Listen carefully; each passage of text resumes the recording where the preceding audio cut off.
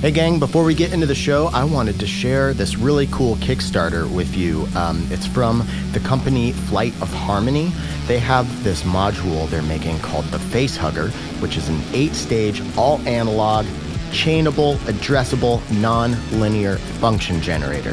The FACEHUGGER can be an arpeggiator, CV sequencer, burst generator, envelope generator, LFO, and much more. They can also be connected in series for longer sequences and in parallel for making chords. Multiple expansion panels are also in development for even wider functionality. Here's the rub. The Kickstarter runs until April 22nd, and it is at 53% as of April 3rd. So, I got the link in the show description. Please head to the Kickstarter page and help this amazing looking module become a reality. Once again, that is the FACEHUGGER by Flight of Harmony. Link in the show description. Let's get into the show. This week's episode of Podular Modcast is brought to you by the Summit, Novation's flagship 2-part 16-voice polyphonic synthesizer. Summit's digital new Oxford oscillators offer subtractive, FM, and wavetable synthesis and feed into genuine analog dual filters, distortion, and VCAs. The multi-timbral engine enables merging and combining of 2 complete and independent patches, while up to 16 simultaneous voices deliver enough harmonic depth for even the richest paths. And you guessed it, this patch playing below my voice right now was made on my Novation Summit. If you want to learn more, click the link in the show description.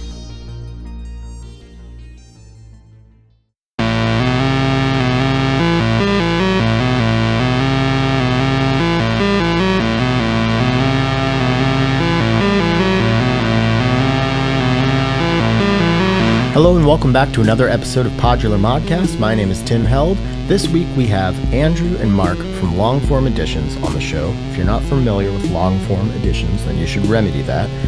They are a digital-only label from Australia, once-a-month releases, and you may have guessed by the name, but they're all long-form pieces. So each album is one track, at least 20 minutes long, but up to over an hour long.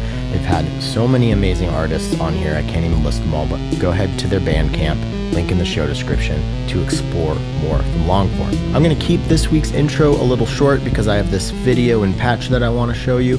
But first, I just want to remind you, I know I mentioned it at the top of the show, but Flight of Harmony is running a Kickstarter campaign right now that ends very soon to fund the production of their new module, FACEHUGGER.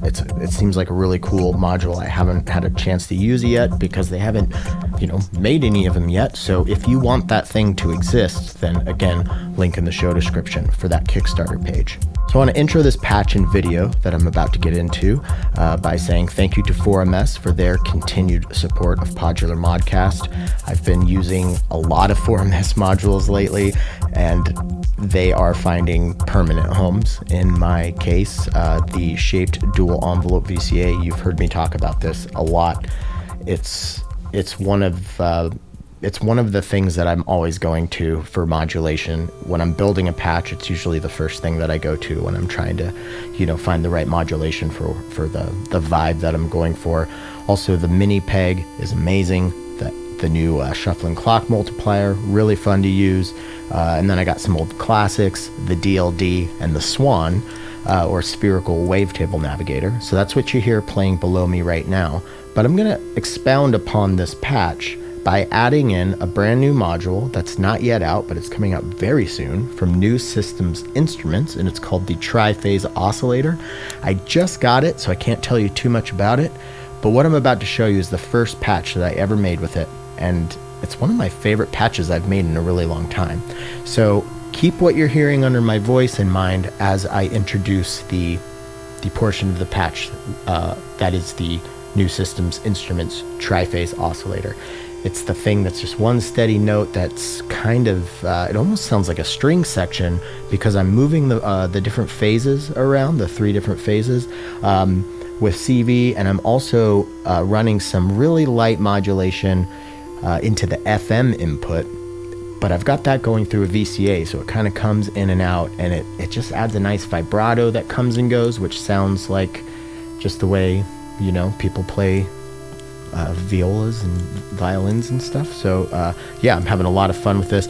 They also sent me their quad LFO with the phase LFO expander, so that is the primary source of modulation in this patch. And I also want to give a shout out to the Bastel Casper Aikido, which is a really great VCA mixer / sidechain monster.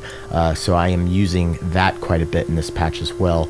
So just with all the different modulation, these 2 oscillators, although the Swan has 6 oscillators, but yeah, it's a really nice moving, almost generative type patch. So I hope that made sense. I'm going to stop yammering so you can give your undivided attention to all the sounds that are coming through. Keep in mind that the voice that's moving around melodically with a sequence, that's the Swan, and the long, steady, unchanging note that comes in and out is the triphase oscillator. And I kept it that way so you could just really hear the character of the triphase aspect of this oscillator, because it just makes some really, really nice sounds. So yeah, let's do that. Check it out. Link in the show description to everything I mentioned. And then after that, we'll get into our chat. Thanks again for coming back to Podular Modcast.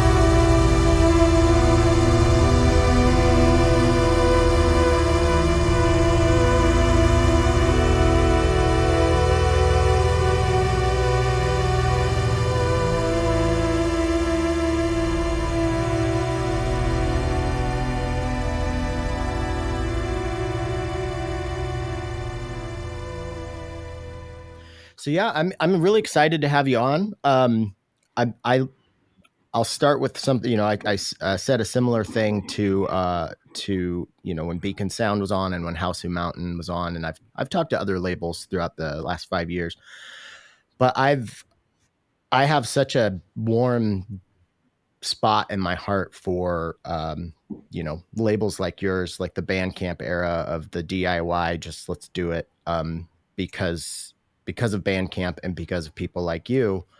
It's we get to find these people who act as these trusted curators So I can go to your guys' Bandcamp page and know that I'm going to find something that I'm going to enjoy there.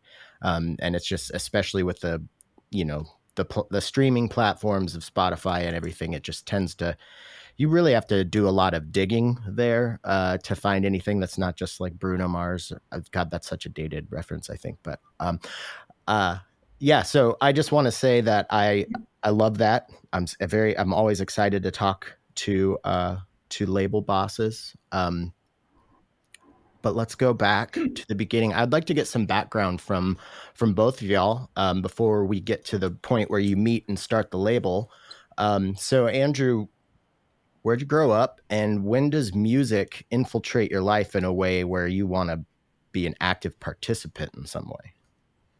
Wow, that's going way back. So, yeah, born and bred in Sydney. I've lived in Sydney all my life. Okay. And really, my passion for music coincided with my passion for radio, where I still work.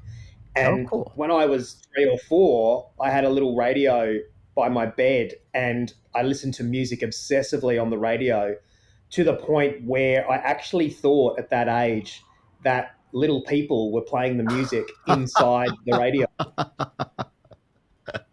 And I then I love got it. my first ever records. I think my first ever records were the Beatles Rock and Roll Music Volumes 1 and 2, which my aunt, who actually sadly passed away yesterday, Oh, so got sorry me, about and that was the first record I ever got. And then I also got Blondie's Parallel Lines and 10cc's Bloody Tourist, which I'm a little ashamed of. It's a really cheesy one from an immense catalogue from 10cc. Big ups. But I that. think my music and radio passions have always coincided. And one of the things that I always loved about radio was hearing something for the first time, hearing things that I'd never heard before, and watching them gain presence. And I think that that's where my interest in music also developed, was to find music that people didn't know about and bring it to people.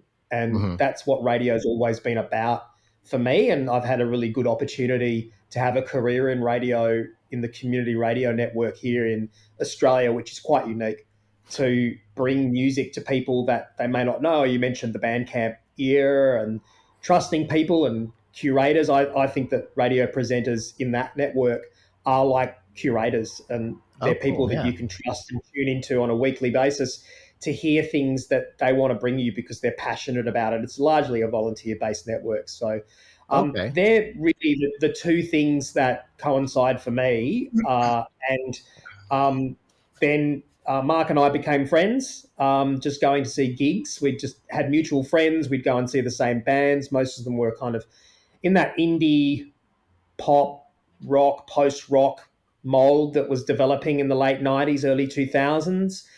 And, Mark and I became firm friends through music discovery. And then we also had passions to contribute in some way. And that's really where our first kind of coming together of working on a label together, which was back then Preservation.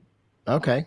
Cool. And do you have a show then? Or do you work behind the scenes, or are you like a DJ on a show, or? Yeah, so I started as a volunteer at a radio station in Sydney called 2SER FM, and I had two long running shows there. One was an Australian independent music show, and the other was a show called Methodology, which was kind of developing my interests in music from all over the world, that was experimental and exploratory and trying to find the connections between seemingly disparate styles of music. And that's obviously played into the way we approach projects like Preservation and Longform Editions as well. And then I eventually became the music director at the station. They basically couldn't get rid of me. So I worked there for a really long time. And now I work for the peak body that represents community radio all around Australia. And I manage a project that distributes Australian music to over 450 community radio stations in the country, Oh, so we can get more Australian music on Australian radio airwaves. wow, that's awesome. Very cool. All right. Well, Mark, same question then. Okay. Well, I grew up a little bit north of Sydney in a regional area, kind of some country, some kind of small towns. It was fairly isolated, especially back then, where media didn't really get up there. Mm-hmm. But discovered music as a sort of 6-year-old when I was a little bit sick, and my mum got kind of agitated with me being bored around the house and just dumped her turntable and her pile of records in my bedroom to try to shut me up. And I just discovered all of her music, Bread and America and the Beatles. And went from Bread. there, Wow. Yeah, Bread and America. Amazing. Yeah. But got me into folk music really young, though. Mm-hmm. Got really into music, pop music as a teenager and as a kid and a teenager because of really, I realized at that point when I was a little kid how much it can reach you, like just Mm-hmm. how music can really reach out to you and talk to you. And that became really addictive and still is. So, yeah, I started working at 16 as a graphic designer and found that I could listen to music all day, which was, I think, for most 16-year-olds, probably a bit of an anomaly. And so then I just found myself devouring just loads of music and just needing more all the time. Mm-hmm. And so it just began, like the adventure begins there where you just need quantity and you're just searching all the time. And Mm-hmm. then through the 90s, I worked for Rolling Stone and I worked for a lot of record labels, designed a lot of album covers and things like that. That's partly what I wanted to do as a graphic designer. It's one of the reasons I got into it Any because it was personal favorites that you've done that we might have seen? uh, not really, actually. Like that period, I don't know that I did anything impactful, unfortunately. I don't think I did. I can't think of anything, to be honest. Not Mm-hmm. until the noughties, when we did the preservation stuff, did I really start hitting stride. Mm-hmm. Certainly nothing that made it internationally. Okay. Yeah, a lot of local things. And, met a lot of wonderful people in the business and a lot of artists and things like that, which was great. But ended up starting the label in 2001 with Andrew, starting Preservation, and then Okay. we did some. Then that's when the interesting things in music started happening for me because I think Okay. working in music industry in the 90s was essentially just working in a diminishing industry. Well, with the canvas shrinking, just constantly shrinking, and the budget's just constantly shrinking with it. Mm-hmm. And I think the freedom's constantly shrinking because at that point, the heyday of kind of invention was well and truly over within the visual medium of music, anyway. And so I was just sort of filling space in a way, which is partly why I was really keen to work with Andrew on Preservation, was that I could Okay. create my own space and our own space. We could both create space, which was really attractive. Mm-hmm. Yeah. Yeah. I love that it seems like you both have found a way to use the skills that you honed, um, through your interests. Then you get to be professional with these skills. And then now you get to do, your own thing with it after, having the professional experience. That's awesome. And just really quick on the graphic design, do you do the graphic design for Longform then? I do, yeah. So that was something like one of the main things that kind of is on my mental talking points list is another thing that I love about, these labels that just people decide to start, and out of passion and everything, is when you do get this, like, it's not only like a trusted curator for sounds and stuff, but there's an aesthetic to it. And I really, really love the aesthetic that you have, like how it's like all the covers, they're all like sisters of each other. It's just like this, they're all, I love it. And I think it's just like a really sleek, simple, but like elegant and inviting design. So yeah. Thank Nice. you. Thank Yeah. you. Yeah, I mean, it's a part of the whole big picture of long form editions. And Mm-hmm. when Andrew and I conceived of it, we kind of had been working on preservation for, I don't know, 15 to 20 years at that point, probably somewhere around there. And we knew of all of the shortcomings. We were very aware of all of the hurdles we had come up against running a record label and trying to run a record label the way you run a record label. in that you sign artists and you A&R music, and then you design packaging and you market it and you print it, you manufacture and you distribute, you circulate, all of those things. And we just knew where all the shortcomings of all of it were, and that we could see it for what it was, and we had an idea of how to avoid all of those shortcomings in one movement. And that's what Longform Editions is. It's just one thing that avoids, for us personally, avoids all the trouble of running a record label. Okay. Well, could we maybe dive into like preservation, like versus long form, like more detail, like when you mention the hurdles and everything, like yeah, and just for those of us who don't know about preservation and just kind of like the key differences and whatnot.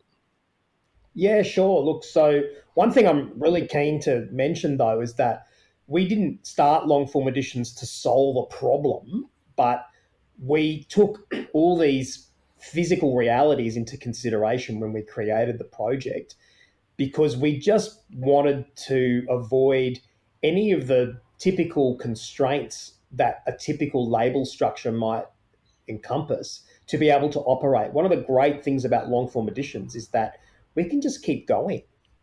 We can keep going for as long as we can or we want to. Whereas some labels, they might have several years break at the independent level, or there might be a delay on production, or there might be some cost issues, or they have to set up fundraising. And we've set this up basically around presenting music that allows us to just keep presenting music, take some risks, and not let it bother us when we go to bed at night that we're going to have issues that really can be draining on what is a really fun pursuit and an exciting pursuit. We actually really enjoyed doing this. And to sort of reverse engineer your questions, there were points with preservation at a certain time where we just struggled, because when we were getting together to work on things, it was the kind of work that's a real trudge. It was tough. And, there were just certain things that were just getting in the way. And, there were distributors that weren't paying us, and people that said that they were going to manufacture vinyl, and then they decided that they didn't want to manufacture vinyl for reasons that didn't feel compelling to us. And we had to break artists' hearts, and people where their excitement sort of dissipated and it became just very rote.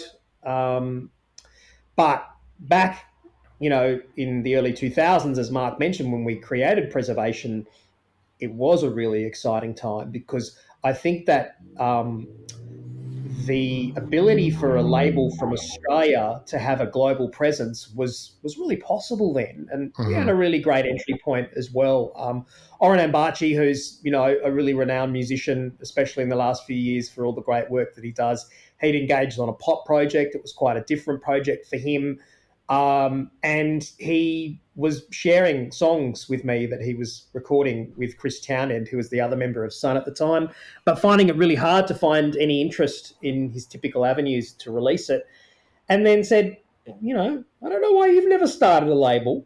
So maybe some interest there from Oren. But, Mark and I had been spending a lot of time talking about what we enjoyed about labels like 4AD, labels like Touch, labels like ECM, that had a real commitment to interesting music and interesting presentation. And we just decided to try our hand at it. And we had this golden opportunity. I think I literally rang Mark one day and said, all this stuff we've been kind of, pie in the skying about, there's a record here that's actually really good. Do you want to get together and see if we could try and make something work with it? And we just went for it, basically. We'd never done anything like it before, and it was a really good record. We were able to get some great presents for it, and we just decided to keep going.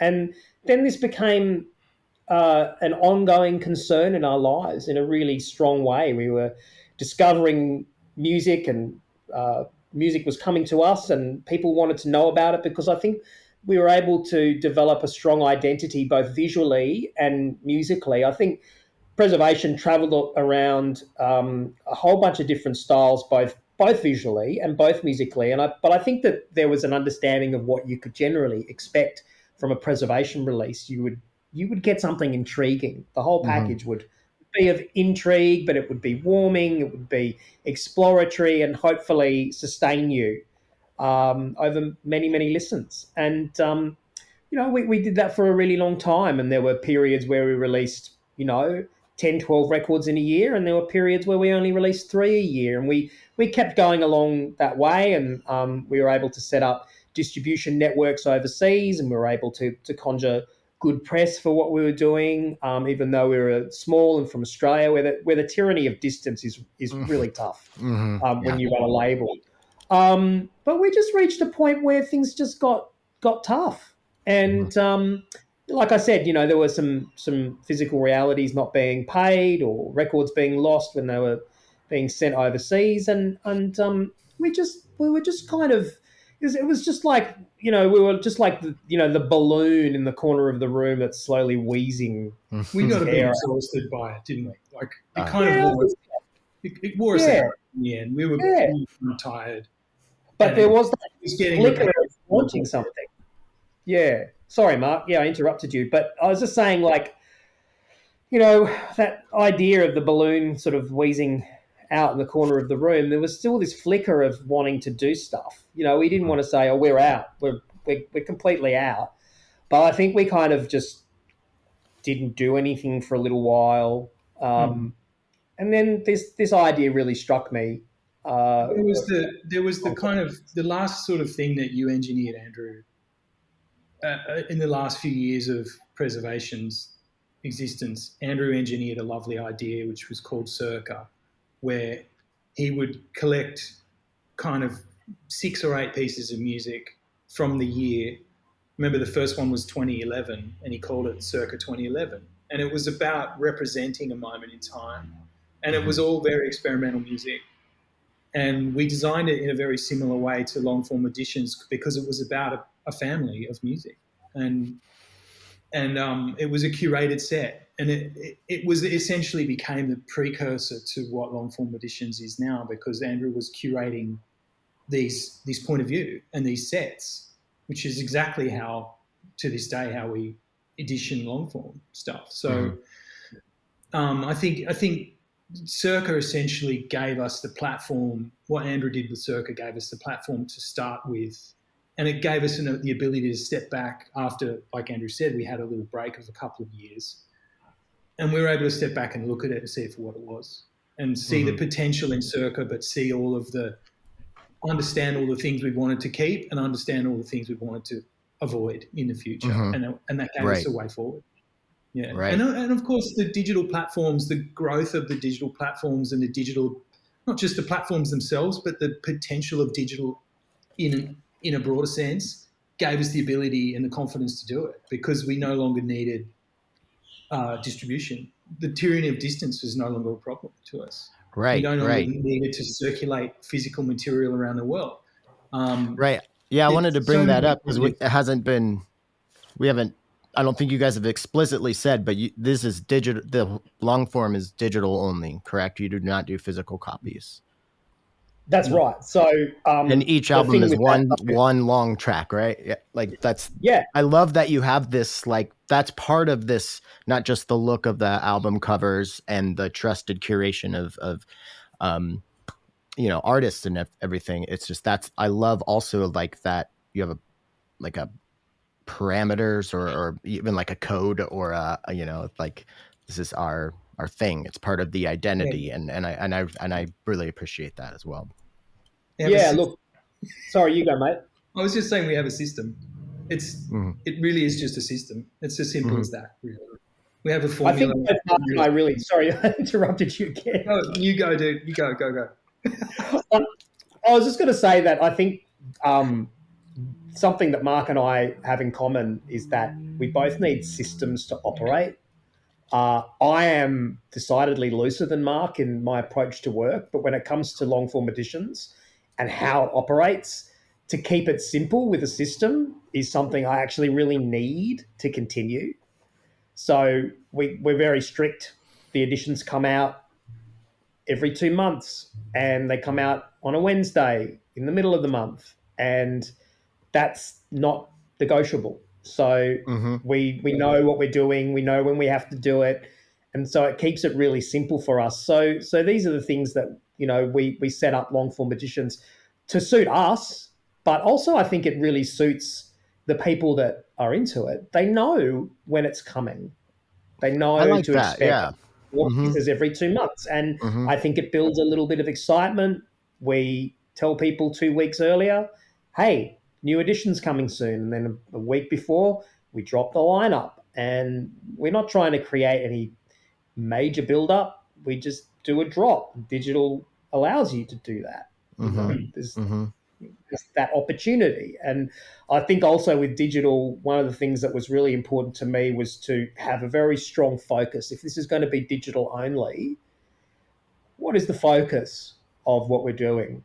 How can we use digital to make it even stronger, like to give it that abundance that it needs and deserves? It's not just a label that is like preservation and releases stuff digital only. It's actually got a real function to it, and that's the whole idea of the singular extended piece that surrounds a listening experience. That is a Mm-hmm. listening experience that you can take anywhere you want. It's not confined to a room or a space where you Yeah. sit down and you listen.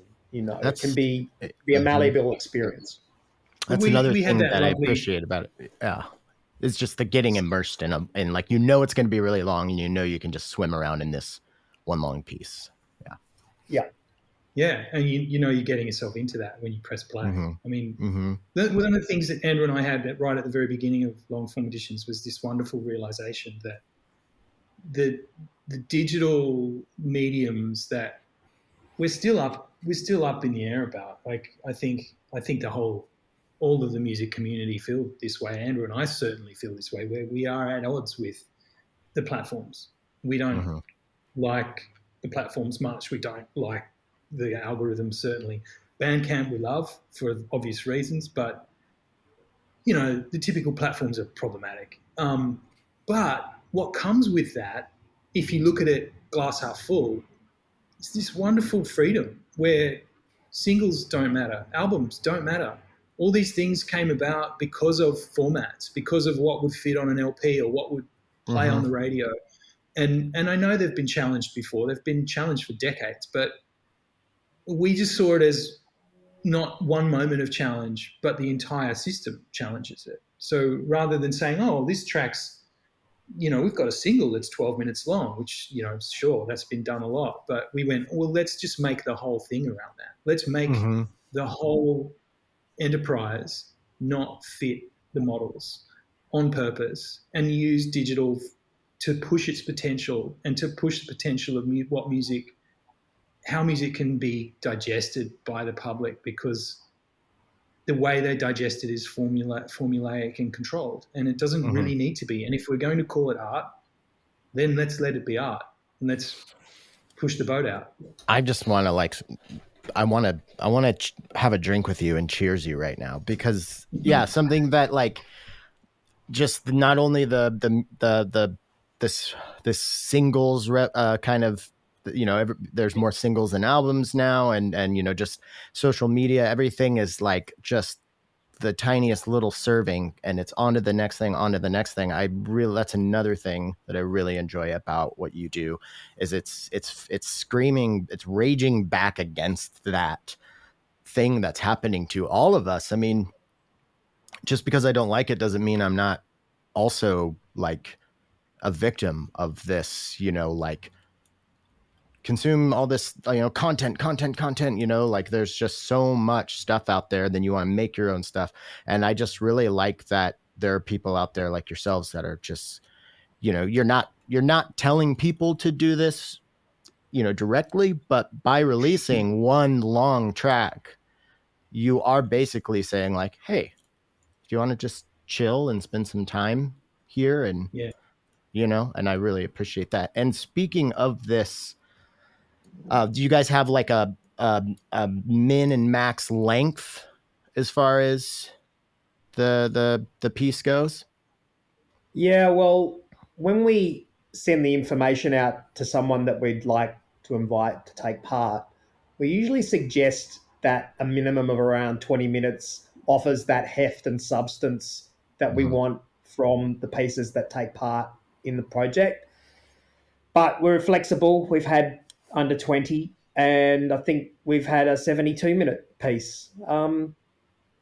We've only been limited by what Bandcamp allow file size wise. They recently upped our ability to upload files of about 2 gigs. So nice. we're sweet there, I think. So 2-hour pieces. Hey, it's a possibility. Look, we know that there are probably some limitations for people when it comes to long form editions and time, but I think, as Mark has indicated, we think of long form editions as an art project first and foremost, front and center. And if that's, I think, a piece of art that aligns with the sensibilities around the project, and it happens to be 2 hours, then I'm all for it.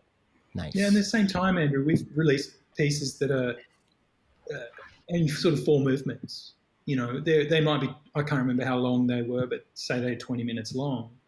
The piece contains 4 separate movements, and so they're not tracks as such. They don't stop and begin again, but they are certainly movements that change. And so there's scope for the artist within that space to do what they want to do.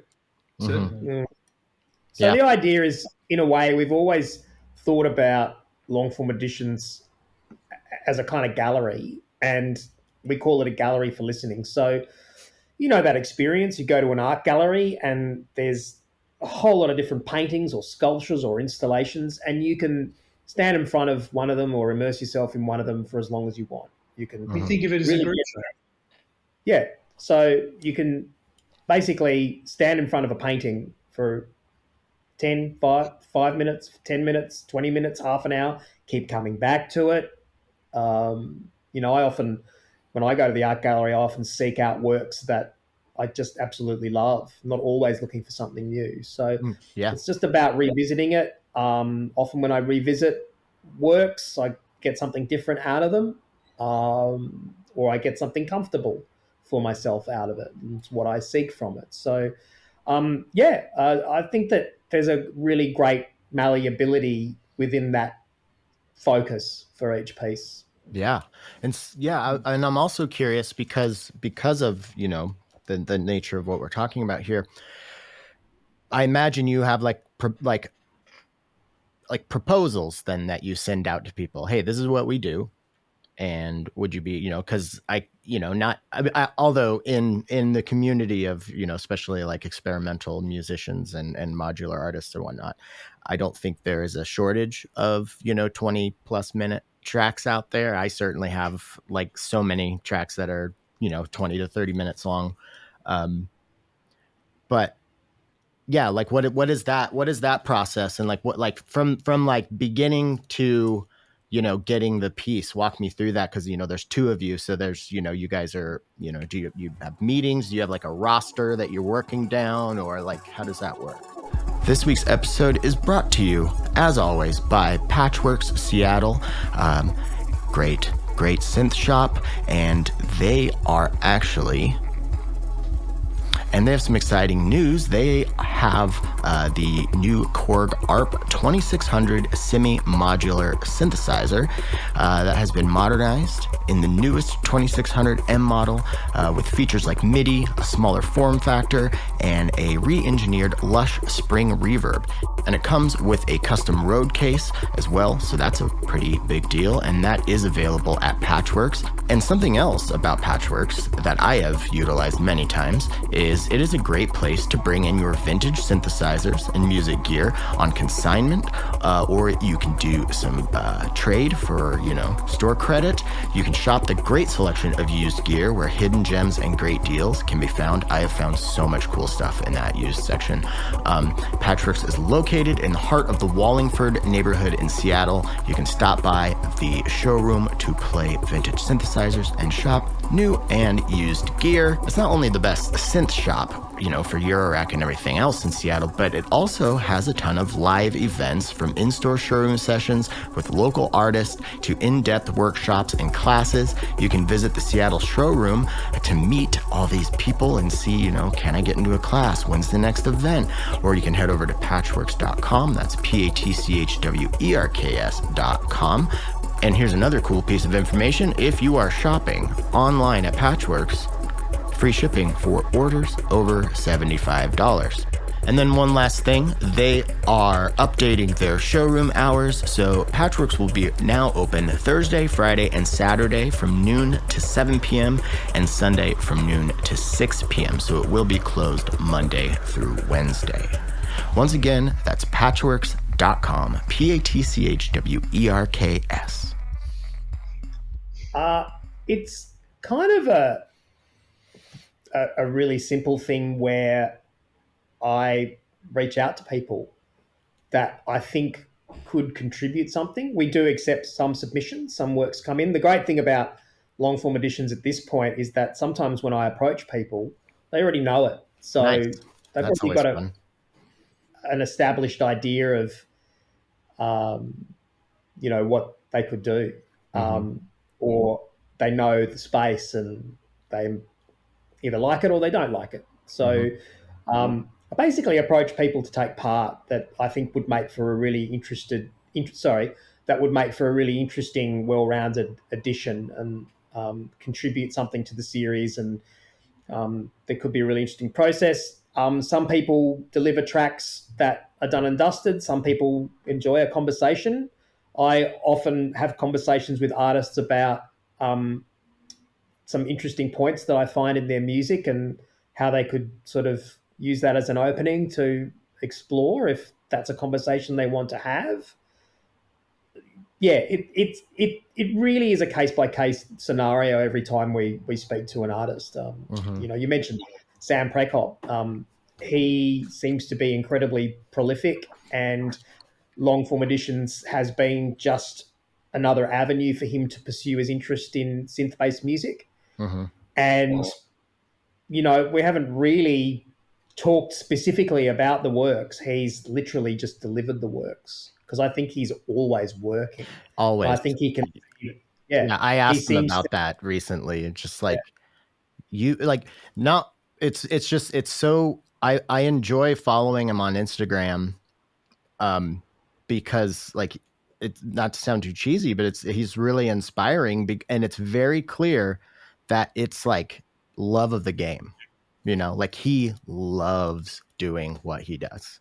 Like there's no question about that, he has to do it, and I just, and he's been so vocal and passionate about Longform Editions that, Mark and I have listened to Sam Prekop in Sea and Cake and his solo work for a long time. And same it's just such a great thing to have him on board, but to have him on board twice, Yeah.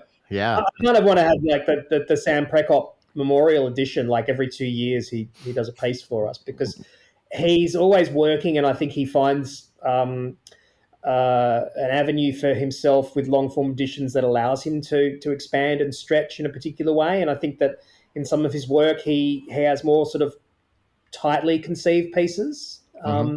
And, he's just enjoying the opportunity to do that. And as you say, it's love of the game. And he just finds it a really great avenue of exploration. I know he's spoken to some people. It's like, come on, what are you doing? You've got to do one of these long-form editions pieces, and it's like when you've got Sam Prekop in your corner, it's just fantastic. So, such an outgoing, charismatic person too. It's great. Yeah, and I think it's kind of a real capstone to the series because you've got Sam, who's a working musician at a certain level, and he still wants to do it.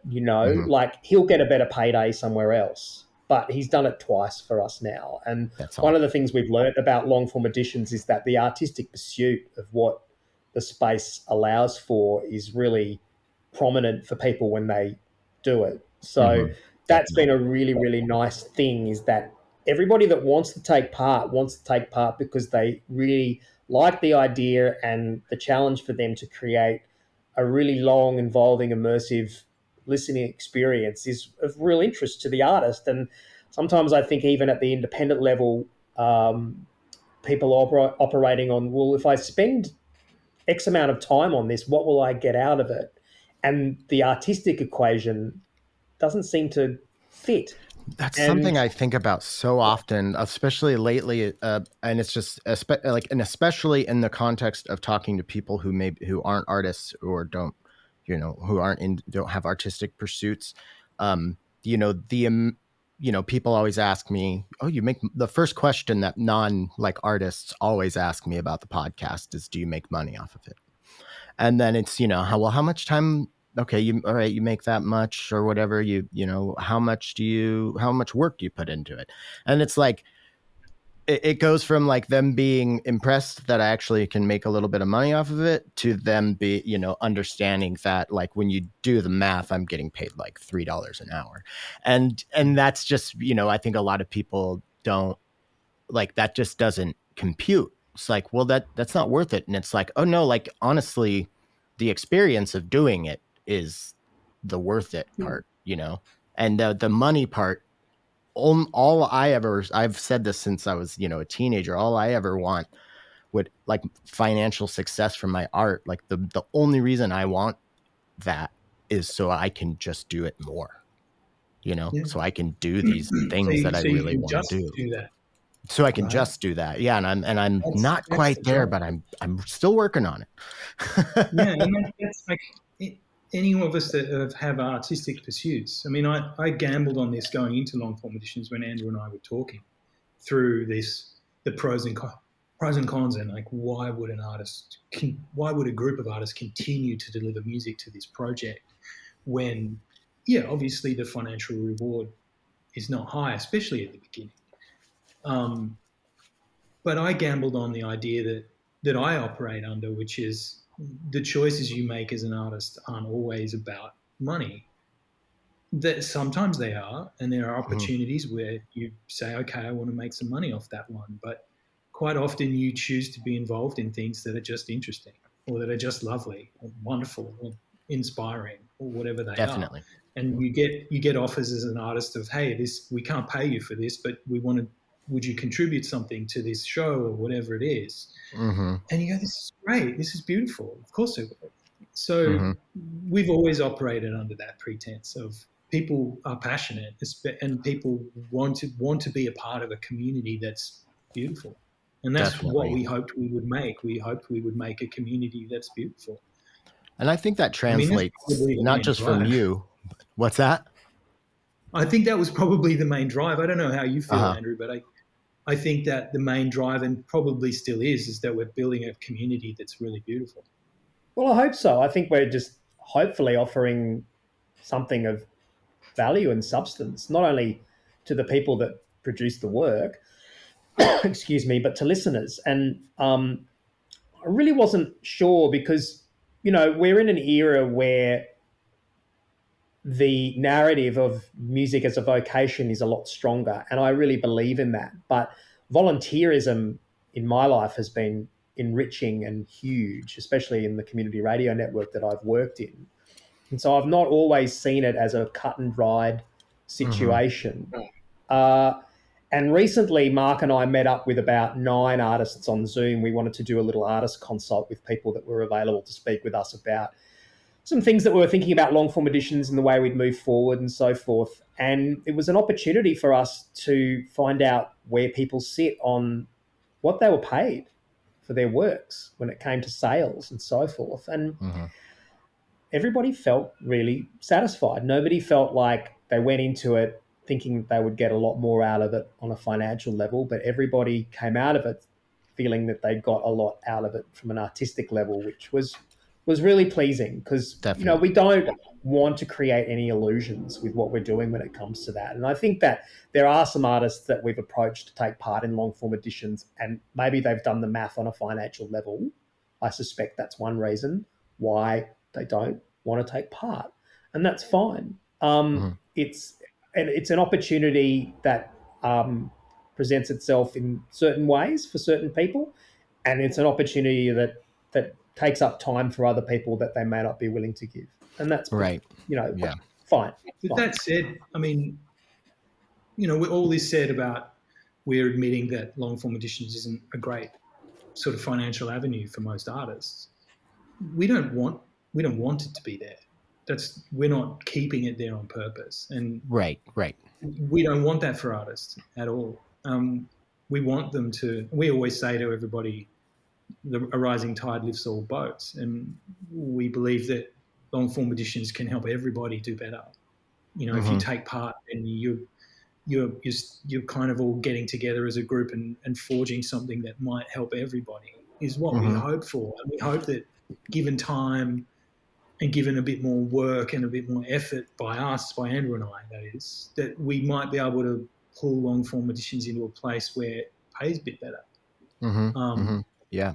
And but that's a slow, incremental. It's slow and it's not guaranteed, and like the playbook for it, has good plays in it, but they don't always work, and a lot of stuff's luck and time, and yeah. And I want to try to angle this into a specific question I had for you, but just on this topic, see, I wasn't as pure with my reasons for wanting to start I wanted to always start a podcast because I like talking to people, and I've been a fan of podcasts for since they started, pretty much. And there wasn't really a modular podcast, not weekly, and I was super into it. And I had also like seen the writing on the wall of like, I spend a year on my album, and I don't know how to convince people to spend any time with it. So I thought to myself, well, I always wanted to do this thing, and this would be an interesting topic, but if it were to become somewhat successful, then it would also be a way for me to actually get people to listen to my music or consume my art. And I think the most pleasantly surprising thing, I don't know if surprising is the right word, but it's not something that I had like really consciously anticipated, but hands down the most rewarding thing, and I think one of the main reasons that I'm on 5 years of doing this weekly and still love doing it, is exactly what you're talking about, this community thing. This I'm a part of something, and I got a taste of that when I was in high school in a band, and we made friends with another band from from the neighboring town, and we became really good friends, and I felt like I was part of something, and I've been searching for that all through college and everything. And I never quite found it until getting into the modular community. And I have such close friends through the community now, and have even become chummy with people like, Sam, who I was listening to in grad school. And I'm like, cut to 10 years later, holy fuck, he's sitting pretty much where I'm sitting right now and nerding out on synths with me. And I'm like, what the fuck is happening? But like that is, and it's not just about me it's also, I'm kind of gushing right now, but yeah, it's that I'm happy to hear that. And I think that kind of approach, for me at least, I think it translates. I receive that message from you guys before even talking to you, just by nature of the whole curation of the entity that is your label. So Awesome. but It's a great feeling. yeah. I mean, Yeah. I still have this thing where one of the first things I do when I wake up in the morning, and I wake up really early in the morning, but I get up and I check my email to see if I've heard from someone with regards to long form editions about their piece. I get really excited to hear about it. I love the correspondence. I've had some really beautiful correspondence with people, and learn about people and what they do outside of music. And, I've got pen pals. It's Yeah, awesome. totally. Yeah. You know, Yeah. and it's just great. And the positivity around what we're doing is really affirming, surprising, and kind of wonderful. And I, really hesitate to say that because I don't want it to sound like we're patting each other on the back or we're gloating, but it's just really nice to get that response. That's really Absolutely. what it is. Absolutely. I Yeah. don't think there's, I think as long as you're, I had to do, I think I had to grow up for one in a lot of ways, and I also had to, have some humbling experiences. And, but I think, we release art out into the world. We make art as artists because I always say it's a compulsion. I am compelled. Like I have to be doing fiddling with something, whether, it's, video and music pretty much is all I'm ever thinking about. Um, but then the release aspect of it is because I do want people to hear it and enjoy it, and I want to instill into someone out there the same thing that was instilled in me when I heard this album by so and so, who made like some albums I listen to and I am just so pumped to go, and I don't even try to make the music that I heard. It's just I am just jazzed on the idea, and they just lit it on fire for me. And that feeling is just, there's nothing like it. I love Yeah, that it's a feeling. nice thing. Just And I just want to plugging do that. in. Yeah. I don't want to get too grand to say like, it's an act of service, because it is selfish, but I think there can be selfish service. And I think if you're putting it out there with the hope that somebody gets something out of it emotionally, that can soothe, boost, or even have some sort of like commiseration, even if it's a really sad song and you're really sad, like it just, it makes you feel less alone. Yeah, self-service, mate. I'm all about it. Yeah, yeah. So the reason I brought up the podcast thing, and me like wanting to promote my own music, through the podcast, is that's just one of the hardest codes to crack, I think, as an artist releasing music. You want people to check it out, but you also don't want to be the most annoying person in your friend group, who I definitely have been, trying to get all your friends to go to your shows and listen to your music, and because you just want somebody to. Um, and because you guys had, you've been in the label game and the radio game, and the graphic design side of music and everything for as long as you have, I'd kind of like to hear your thoughts on just your thoughts on the evolution of how things like promo and finding an audience, like are concerned, and then also like what any advice you have for anyone out there listening who's kind of sitting there like, I have this great music, but what do I do with it? What do I do to get people to listen to? Well, this is Andrew's turf.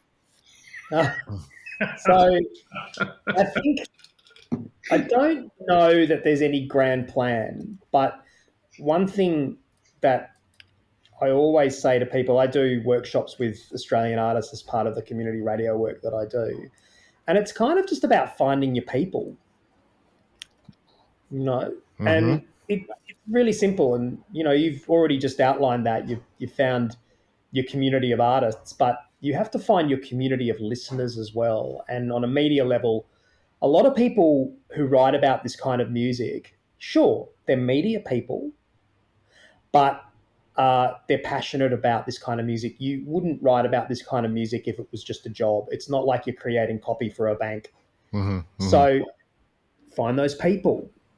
I've literally seen a review from a writer on Pitchfork or The Wire. I'll see whether their Twitter DMs are open or there's a website. I can contact them, and I've said hi. I did this yesterday. A really wonderful guy called Sam Hockley Smith, who used to write sporadically about preservation releases a long time ago, and then lost touch. He was doing an amazing radio show for Red Bull Radio, which I lobbed onto, and I just listened to his stuff, and I love his sensibility when it comes to putting music together for radio. And literally last week, I found that he's cropped up on Dublab in Los Angeles with a show, cool. and I've been nice. obsessively going through the archives. And so I found him on Twitter. His DMs are open, and I wrote to him and said, "Hi, Sam, can I send you some stuff?" And he said, "Sure." Mm-hmm. It doesn't mean that next week he's going to start playing all the stuff, but just letting people, getting people to be aware that you exist and you've got stuff, and It's about knowing your place too, isn't it, Andrew? It's about knowing where you do fit. Like you say, find your people. It's about don't kid yourself about who your people might be. Yeah. As well. Yeah, I think artists are always guilty of. You need to know where you sit and be really aware and content with where you sit. And if that's not where you sit, if you step back from yourself and realize that the work that you make isn't what you thought it was, like you thought you were making music that would be reviewed in Rolling Stone, but you're not making that, or Mojo, or wherever that niche is, then try to make the other music that if that's the niche you want to be in, then try to fill it. But if you're making X and you're feeling Y, then it's not going to work out. Definitely. Yeah. And I think patience is key. I think as well. I think one of the great things, once again, one of the things I've learned about the Community Radio Network, which is a community of volunteers who broadcast each week, and you will find a home for what you do on community radio because it's so big that there's going to be someone out there who wants to know about what you do. And this is something you spoke a lot, Andrew. Sorry to interrupt you, but you talked a minute ago about finding your listener. But what I've learned from you about this is find your DJ that will help you find your listener. Is that what you're talking about? I think that the whole thing about making music, especially when you start out, is that when you do find those pockets of interest, not only are they playing your work, but they're encouraging you to continue. They're encouraging you to continue your craft because you're creating an audience. There's that feedback mechanism, if you like, and that's just so valuable. It's sometimes more valuable than getting a review in the paper. It's or on Pitchfork or something like that. Is just knowing that someone is out there listening.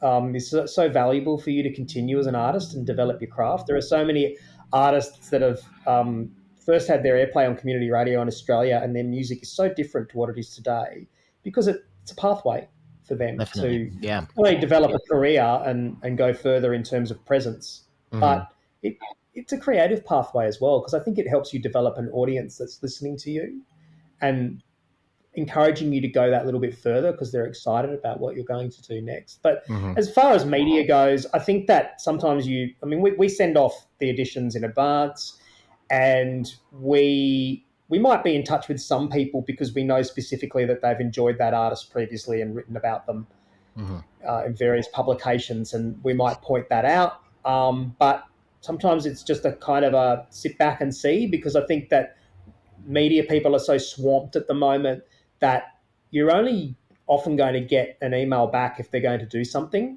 I think pitching can be really hard, especially with something like Longform Editions, where it's like, hey, I've got a 72-minute piece that you works got 70 minutes? Yeah. So, look, I think that, our expectations are tempered around that, but I think that we always wanted to create a body of work that when it comes to sending it to media, people would be interested in checking out what we've got this time around. And if they can do something, they will. And if they can't, they won't. And we know our little corner, and we know that every now and then we'll get somebody interested because we've got interesting music to offer. And I think it's just a matter of chipping away. I think being in touch with people is fine. I think not hearing back is something that sometimes you have to swallow because actually really you should expect not to, from mine and almost everybody I talk to. In my experience working with Australian media, it's quite different to overseas media. So with Australian media, you'll send something and you will often get a response, and they'll say, look, this is great and I'm going to try and cover it here, or this is not really for us, or this is actually something we can't accommodate right now, but it doesn't mean that we can't in the future, so let's keep talking. In America, I very rarely hear back from anyone, and I think it's just a simple thing of we'll let you know if we're doing something. We'll ask you for the cover art or something like that. And Mm-hmm. I've learned that lesson because, sometimes I spent a lot of time writing to people going, just checking that you might have listened to that, or Mm-hmm. something like that. Mm-hmm. So, but look, we've got people in our corner for long form editions. And like I said, it's a pretty small corner. And we know that if something really tickles the fancy of someone, we've got people who will stand up for us at the pitchfork meeting and say, Yeah. I think we should be reviewing this work. Mm-hmm. We were stunned. I mean, I heard from Philip Sherburne maybe 18 months or 2 years before he did this, but he said, I'd really love to do a piece on long form editions. I got really excited. I was like, Mark, wow, Pitchfork are really interested in long form editions. And then nothing happened. And I don't know why. And Philip Sherburne finally contacted me and said, we'd love to do this. I think it was like 2 years. And the way he put it was like, the ship takes a long time to turn around, Wow. And I just think that that's a nice anecdote for people who might think, well, what's the point in sending it to Philip Sherburne? I'll never hear from him. But Things it take turns time. out that he was always following us. He was always interested in what we're doing. And The media does move slowly. What was that? Media does move. The media moves slowly. I mean, we think that it's a reactive enterprise, but Andrew and I both worked in it. It's really not. It's fairly prescriptive, and for the most part, most media know exactly what they want to do, and then they're just trying to find content to fill those slots that suit those slots. So when you've got something that doesn't suit, you have to wait your turn, and you have to find the moment. And you need someone like what Andrew's talking about. You need someone on the inside to back you. I feel like that's because if especially you've got true something now. that's outside the system, it's going to take a while. I mean, we've been doing this for 5 years, and hey, we're only just talking now. Right. So things eventually come around and happen, and we're stoked. Every time someone asks us actually bummed to do something, we're really thrilled. And sticking at it, there's a lot to be said for sticking at it. Just being consistent and staying the course. It's a grind, and it's like you have to love it. But I have actually wanted to ask y'all on for a long time. And like I've just the revolving, the list of gets longer, and more people are added than are taken off. But but I always say there's no time like the present, and I'm glad that it worked out this way, because I'm also super stoked to see that you have a Steve Gunn long form. Like that is so cool. Like how did you hook up with Steve? Well, I think that's a really interesting point, is that I'd been thinking of asking Steve Gunn whether he might like to take part in long form editions. And this particular piece came about as a result of a connection that we made with the Art Gallery of New South Wales here in Sydney, which is one of the biggest art galleries in the country. And they now have a music curator there who is working to bring music as an art form into the gallery, and created a project around a Solar Wit exhibition. Solar Wit, an artist who made these amazing, huge wall drawings that could be replicated with instructions anywhere in the world. And cool. And Jonathan Wilson, who's the curator for music at the Art Gallery, asked musicians to create a musical piece that reflected the wall drawing. It was kind of what he called a sonic bridge. Yeah, so Steve Gunn was one of those artists, and collaborating with a First Nations artist from here called Ambi Downs. And Jonathan has come to enjoy long form editions, and we've been doing it for 5 years. He's probably been following it for a similar amount of time, but the time was right, and he approached us last year and said, would you like to collaborate on this project where you release these pieces to put them out into the wider space outside of the gallery space? And that's really how it came about, and Steve was all for it. Steve was excited by the prospect to get it out there, and felt that the piece could have that substance outside of the gallery space, and that's how it came about, and we're really glad for it. And I was like, hey, my Steve Gunn piece happened. This is cool. That's so cool. Yeah, and I think also having someone like, like Steve Gunn, and then again, not to just totally make this all about Sam, but having Sam Prekop on, because they are they're not just, like they're kind of more in the indie realm of music to a lot of people. I mean, I know Sam's been doing, electronic stuff forever, but the Sea and Cake and then just Steve Gunn stuff like that is opening. I feel like could potentially be opening, a Sea and Cake fan or a Steve Gunn fan up to a type of music that maybe they hadn't really given a whole lot of time to, and then finding you Yeah, guys through that. absolutely. Steve was in town to present that piece live and did a show literally 3 minutes from my place. And we Nice. were able to have a quick conversation there. And from that conversation, he made it quite clear that he's really interested in working in the kind of space that long form affords, where he can expand and stretch in a way that perhaps his song based material doesn't necessarily allow for. So he's an artist and he wants to create. And we sorted it out and it's out there. And there's that side of Steve across a 40-minute track that still feels like Steve, but it's a different vibe for him. Yeah, I need to spend more time with it. I haven't like fully digested it, but yeah, it's on the list.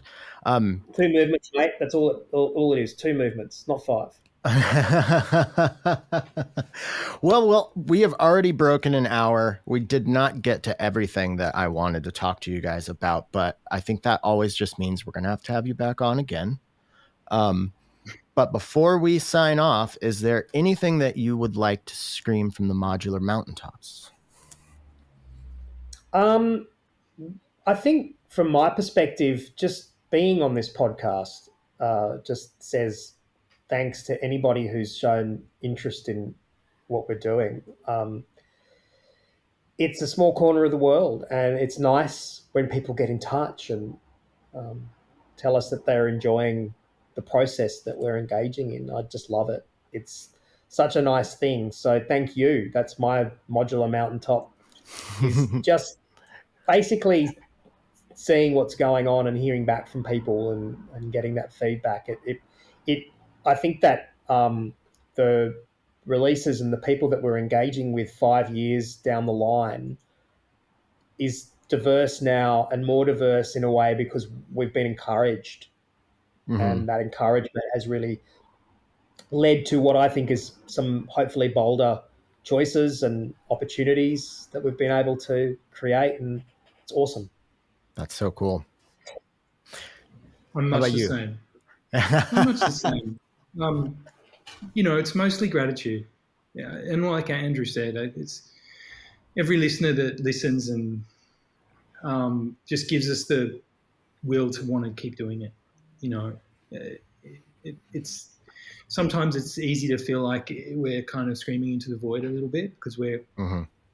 it's all digital. It's all kind of an imagined. Sometimes it feels like an imagined space that just appears on your screen. And also we're down here in Sydney and it's the smaller end of it. And we need the world to respond for us to feel like we're getting anywhere. And it generally does. And we're very, very grateful for that.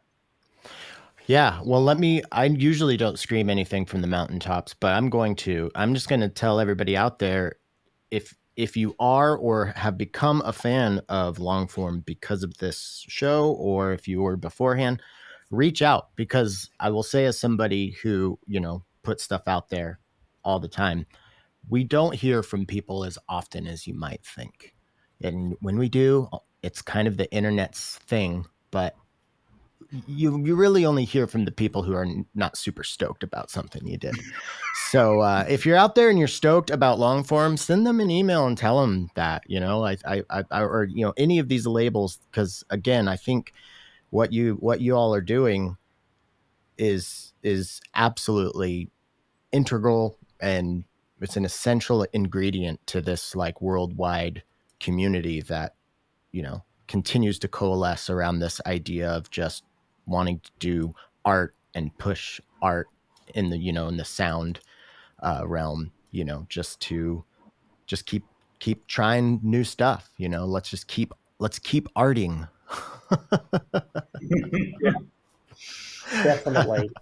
I think we all need it. I think we all need art, and if we offer ourselves obstacles to stop making it or releasing it, then there are obvious obstacles and they do need to be considered, but there's no need to make them up yourself. Just deal with the ones that are already Yeah. Well, thank you guys so much. I appreciate your time. Yeah, no worries, mate. Thank you. Awesome. I hope you got everything you wanted. I mean, we can stay on a bit longer if you've got a couple of burning questions. We mostly got to stuff. I think I mean, I want to just like keep going down like the rabbit hole of like individual releases and stuff, but I like having repeat guests because I like hearing repeat guests on the podcasts that I listen to, because the first one you get to know them, then you can go off and find their stuff, get to know the thing, and then they come back and now you're kind of, you're champing at the bit to hear more. So let's make this at least an annual event. Yeah, we're happy to do it. I mean, if you also want to like get an artist on to talk about their experience, that might be interesting. Absolutely. I mean, I think I've had a fair amount of your what's the roster on the show. I talked to Jeremiah about his actually. Yeah. Jeremiah. Yeah, I heard that. That was an awesome one. Such a great guy. Awesome guy. Yeah, totally. Yeah. Yeah. So many. Yeah. But yes, go out and listen to these records. You guys are doing something special, and I want to thank you for that. So. Thank you, Tim. All right, that's our show. Thank you so much for coming back to Podular Modcast. If this is your first time, welcome. Thank you to Andrew and Mark from Longform Editions. Please go check out their catalog. Some of my favorite modular releases exist there. Don't forget about the Flight of Harmony Kickstarter for the FACEHUGGER. Not a lot of time to act on that, so please get after that. Thank you to Patchworks for their continued support of Podular Modcast. Thank you if you support me on Patreon, but also thank you if you just listen to the show. That helps too. I appreciate that. Thank you to Novation. You know I love my Summit. Go check the Summit out if you have any questions. It is a fun synthesizer. As always, thank you to 4MS for their continued support of Podular Modcast, and thank you to New Systems Instruments for sending me along this tri-phase oscillator. Check it out. It is very cool. I think that's about all I got for you. This week's secret word is 2 words: scorched detritus. I just read that off of something on my wall, and it's very evocative, very dark as well. Thanks again for coming back to PodMod. Until next week.